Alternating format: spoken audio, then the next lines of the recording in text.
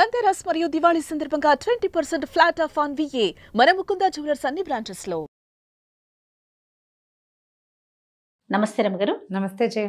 రమగారు, ఏదైనా మంచి చందమామ కథ ఒకటి చెప్తారా? గూని పెళ్లి కొడుకు కథ బాగుంటుంది సరదాగా. చూడండి, మనకి పాత దేవాలయాలు చూడాలంటే భలే ఆసక్తిగా అనిపిస్తుంది కదా, అట్లా పాత కథల మీద ఆసక్తి ఉంటుంది. అవును. పూర్వం ఒక రాజుగారు ఉండేవారు, శూరసేనుడు. ఈ శూరసేనుడికి భార్య గతించింది, ఒక పిల్ల మాత్రం ఉండేది, ఇందుమతి అమ్మాయి పేరు. బాగుంది. ఇలా చాలా యాక్టివ్, అన్నీ తెలుసుకోవాలి పిల్ల. ఈ ఇందుమతికి ఒక దాది ఉండేది, ముసలవ్వ, ఒక మీడియం ముసలితనం అనమాట. పిల్ల ఏది అడిగినా చెప్పేది. అదేమిటి, ఇదేమిటి, ఇదేమిటి, దీన్ని ఏమంటారు, ఇది అక్కడ ఎందుకు లేదు.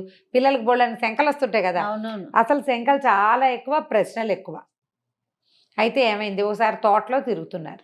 పిల్ల ఒక 7 ఏళ్ల పిల్ల అప్పటికి. 7 ఏళ్ల పిల్ల తిరుగుతుంటే దానికి తొండ ఒకటి చెట్టు మీద పాకుతూ కనపడింది. దానికి బుడతలు, చిలకలు అవన్నీ తెలుసు. అదేమిటిది అది అని అడిగింది. అదేం చెప్పిందంటే, దీన్ని తొండ అంటారు, ఇది వరకు కొండలంత ఉండేవిటి అవి, అయితే భూదేవి వీటి బరువుని మొయ్యలేకపోతున్నాను అని బ్రహ్మదేవుడికి మొరపెట్టుకుంది. అందుకని అవి సైజు పెరగకుండా అంతే ఉండేలాగా చేశాడు. పుట్టినప్పుడు ఇంత ఉంటుంది, తర్వాత ఇంత అవుతుంది, అంతే ఉంటుంది. తొండ ముదిరితే ఊసర వెళ్ళి అవుతుంది అంటారు, ఊసర వెళ్ళి కూడా అంత అవ్వదు, అది కూడా అంతే ఉంటుంది అని చెప్పింది. చెప్పేసరికల్లా ఆ తొండని పుచ్చుకుని ఆడుతూ ఉండేది. పుచ్చుకునేది. పిల్లలు చిన్నతనంలో భయమే ఇది కదా.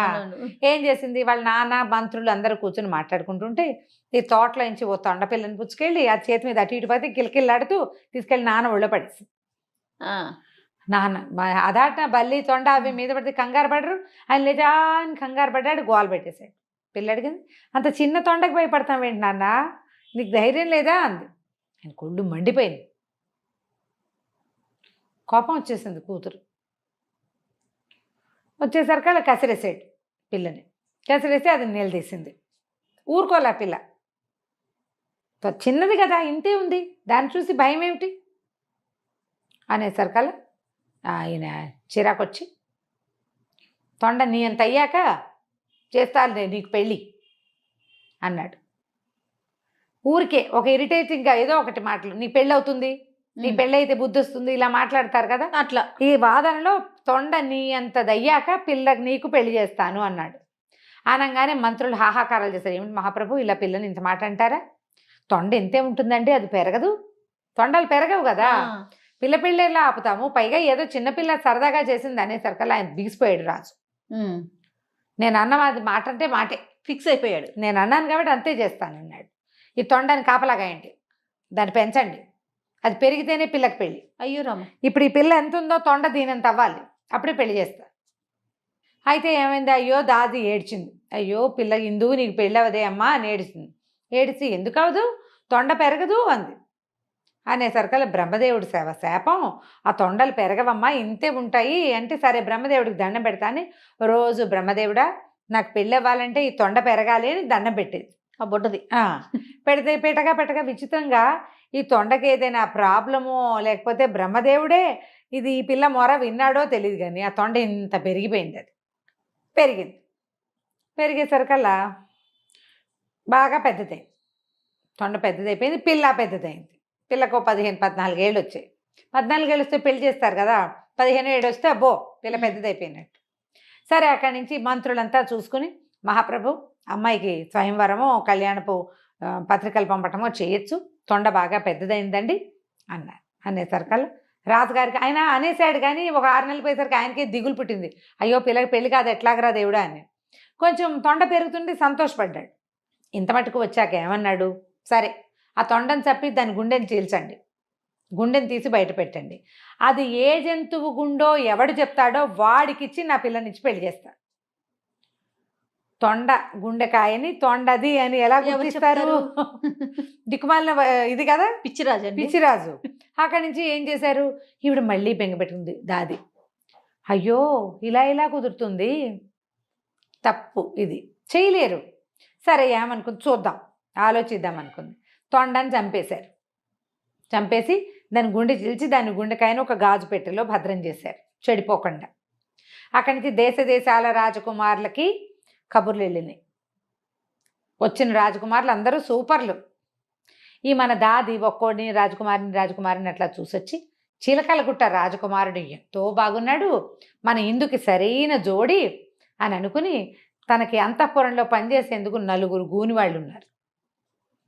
అంతఃపురంలో ఆడపిల్లలు ఉండే చోట తృతీయ ప్రకృతుల్ని కానీ అవును. గూని అవిటి అలాంటి వాళ్ళని కానీ అవయవ లోపాలు ఉన్న వాళ్ళని, కళ్ళు సరిగ్గా కనపడని వాళ్ళని, తేలిగ్గా పనిచేయగల అలా పెట్టుకునేవాళ్ళు.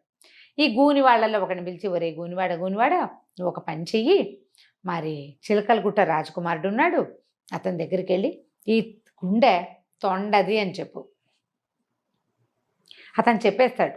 మన రాజకుమార్తెకి వాడికి పెళ్ళైపోతుంది, పిల్లకి పెళ్లి గండం లేకుండా తప్పిపోతుందిరా, చిన్నప్పటి నుంచి బెంగ పెట్టుకున్నాను అంటే గూనివాడు నీకు బోల్డ్ అంత డబ్బిస్తా, నీకు ఏది కావాలంటే అది ఇప్పిస్తా, అసలు రాజకుమార్తో పాటు మనం వెళ్ళిపోదాం, ఆ రాజ్యం ఇంకా పెద్దది, హాయిగా ఉండొచ్చు, అరణపు వాడంటే మనకేం పనులు ఉండవు, మన పిల్ల పనులే మనం చేసుకోవచ్చు అని వాడిని ఒప్పించింది. ఒప్పుకున్నాడు. వెళ్తానని చెప్పాడు, కానీ వాడు వెళ్ళల. ఇప్పుడు రాజకుమార్తెని పెళ్లి చేసుకునే ఏకైక రహస్యం ఏమిటి? ఆ డబ్బాలో ఉన్న గుండెకాయ తొండది అని చెప్పడం. ఆ రహస్యం చెప్తే చిలకలు గుట్టవాడెందుకు, తన్నైనా చేయాల్సిందే పెళ్ళి. నేనే చెప్పి రాజు నవ్వచ్చుగా, కొత్త రాజుగారి ఇంట్లో గూని పనివాడిగా నేను ఎందుకు ఉండాలి అంతఃపురంలో? రాజు ఎవరికైనా ఇచ్చి పెళ్లి చేస్తాడు, అది నేనే చెప్పాలని భావించి వెళ్ళకుండా ఊరుకునేసరికల్లా మర్నాడు సభలో అందరినీ కూర్చోబెట్టారు. ఆ గుండెకాయ తీసుకొచ్చి అక్కడ పెట్టారు. ఇది ఏ జంతువుదంటే ఎవ్వరూ చెప్పలేకపోయారు. ఈ గూనివాడు అన్నాడు, మహారాజా నేను కూడా ప్రయత్నించచ్చా అంటే, ఎవరైనా ప్రయత్నించచ్చు అన్నాడు. నువ్వు పనివాడివి, నువ్వెందుకు ప్రయత్నిస్తావు అనలా. అనకపోయేసరికల్లా ఆ అబ్బాయి ఏమో చెప్పేశాడు, ఆ గూని అబ్బాయి హంప్ అనాలి, ఈ హంప్ కాస్త చెప్పేసరికల్లా ఇంకేముంది, రాజుగారు ఈ ఏ జంతువు గుండెకాయ అయితే వాడికి ఇచ్చి పెళ్లి చేస్తాను చెప్తాడో పెళ్లి చేస్తానని చెప్పాను కాబట్టి మాట అంటే మాటే, ఇక్కడ మాత్రం పట్టుకున్నాడు. మాట అంటే మాటే కాబట్టి పెళ్లి నిశ్చయమైపోయింది. రాజకుమారులందరూ తెల్లబోయారు. వివాహం చూసి వెళ్ళండి మీరంతా అని అందరికీ సకల రాజు మర్యాదలు చేశారు. ఈవిడేమో తెల్లబోయింది. ఊరు విడి దుంపదేగా, త్రాష్ట్రుడు ఇంత పని చేశాడు, ఇప్పుడు ఈ పనివాడు, పైగా గూనివాడు, పిల్లేమో అందమైన పిల్ల, దానికే ఇష్టమైతే వేరే కథ, వీడు దొంగ, ముందు వాడు ప్రవృత్తి సరైంది కాదు, వాడిది ప్రవృత్తి మంచిది కాదు.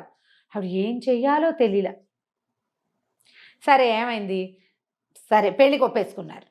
ఈ అంతఃపురంలోకి గూనివాడు వస్తుంటే ఆ మిగిలిన ఫ్రెండ్స్ ఉన్నారు కాబట్టి మొత్తం 4 కదా, వాళ్ళందరూ నన్ను అడిగారు, ఏరా నువ్వు రాజకుమారిని పెళ్లి చేసుకుంటున్నావు, మరి మాకు తగిన బహుమానాలు ఇవ్వు, మనం అందరం స్నేహితులం కదా అనేసరికి, నేను రాజు అవుతున్నాను, మీతో నాకు స్నేహం ఏమిటి, పోపోండి అన్నాడు. పొమ్మనేసరికల్లా వీళ్ళు 3 బిక్కమొహాలు వేసుకుని యువరాణి దగ్గరికి వెళ్ళారు.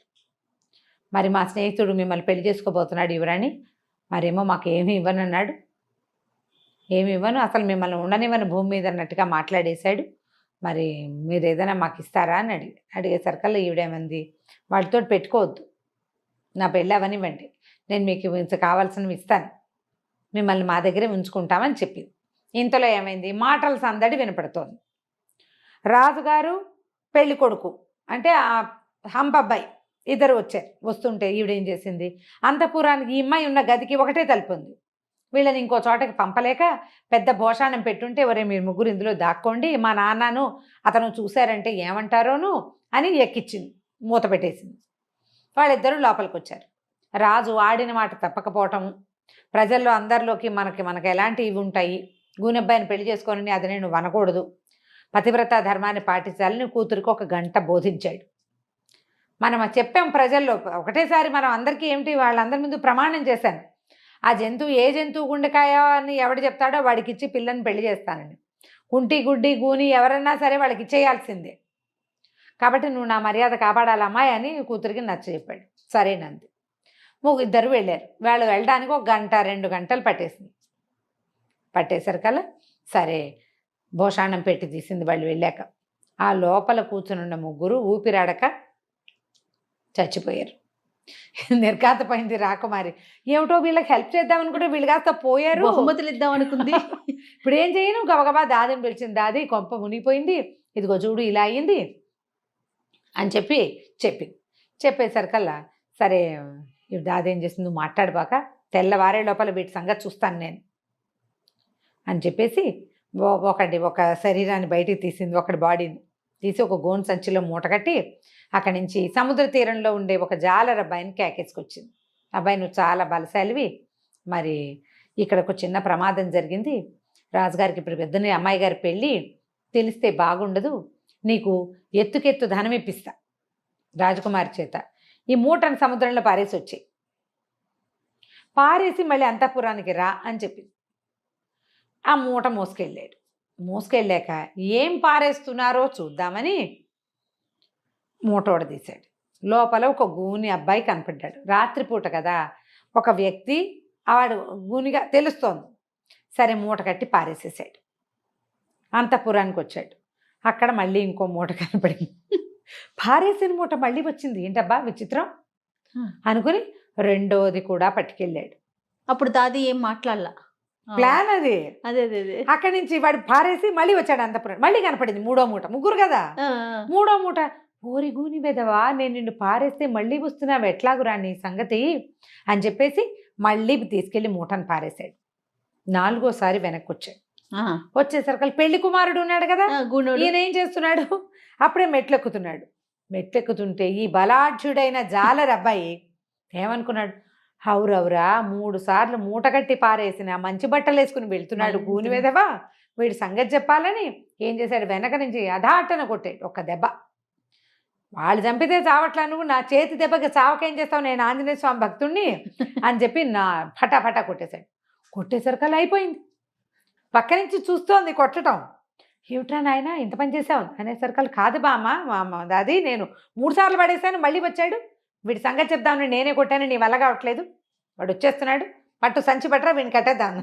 కట్టేసి తీసిపోయాడు. పడేసి ఈసారి వచ్చాక ఏమీ లేదు. ఇప్పుడు 4 బాడీలు వాడు పారేశాడు. కానీ వాడు పారేసింది ఏంటి, ఒకటే అని వాడి భావన. ఓహో, ఇప్పటికీ కూడా మరి అంతేగా, వాళ్ళు నలుగురని వాడికి ఏం తెలుసు. అక్కడి నుంచి వాడికి డబ్బులు ఇచ్చి పంపేశారు. తెల్లవారింది, పెళ్లి కొడుకు రాల, లేడు పెళ్లి కొడుకు. మొత్తం అంతా వెతికిచ్చారు, ఏమైపోయాడు అని వెతుక్కున్నారు. వెతుక్కుంటే దాది ఏం చెప్పిందంటే, మీరు ఆ బాయికి ఇద్దామనుకున్నారు, వాడు ఆనందంతో ఎగిరి రాత్రి మద్యం తాగాడు, మెట్లు జారి పడిపోయాడండి, పుసుక్కుని పోయాడు, వాడి ప్రాణం ఎంత, పెళ్ళైతే చేద్దామనుకున్నాం కానీ అప్రదిష్ట మనమే ఏదో చేశామనుకుంటారని నేను సముద్రంలో పారేయించాను, కాబట్టి వేరే పెళ్లి కొడుకు ఇచ్చి పెళ్లి చేస్తున్నామని చెప్పేద్దాము, అతనే వద్దన్నాడని ఒక ఉత్తరం రాసుకుందాం మనమే. నాకు తెలిసిన విషయం చెప్పాను కానీ రాజకుమారిని పెళ్లి చేసుకునే ఉద్దేశం లేదు, అమ్మాయిని అనురూపమైన వరుడికి ఇచ్చి పెళ్లి చేయండి, ఇది నా అనుమతి, పోటీలో గెలిచిన వాడిగా ఇది నా అనుమతి అని ఉత్తరం రాయించి ఇగో పెళ్లి కొడుకే రాశాడు అని చెప్పి చూపించేశారు. అదే కదా. అక్కడి నుంచి చిలకలగుట్ట రాజకుమారుడు మన ఇందుకు సరిపోతాడండి, ఆ పిల్లాడికి ఇచ్చి పెళ్లి చేసేయండి అని వాళ్ళు ఒప్పుకున్నారు. అమ్మాయికి నచ్చిన వాడికి ఇచ్చి పెళ్లి చేయాలని. అమ్మాయికి చిలకలగుట్ట వాడు బాగున్నాడమ్మా అని దాది నాన్న ఇద్దరూ చెప్పారు. చక్కగా ఇందుమతి స్వయంవరం అయిపోయింది. నలుగురు కాస్త అత్యాశ పడ్డందుకు, ఒకడు ఆశపడ్డందుకు పాప మిగిలిన వాళ్ళు కూడా పోయారు, వాళ్ళు ముగ్గురు కూడా పోయారు. ఇది హాస్య కథగానే తీసుకోండి కానీ అంతకంటే ఇంకో రకంగా ఆలోచించండి. అంతే కథ కంచికి. చాలా బాగుందండి, దాది ఐడియా సూపర్. అదే రైట్ రమ్మ గారు, నమస్తే. నమస్తే.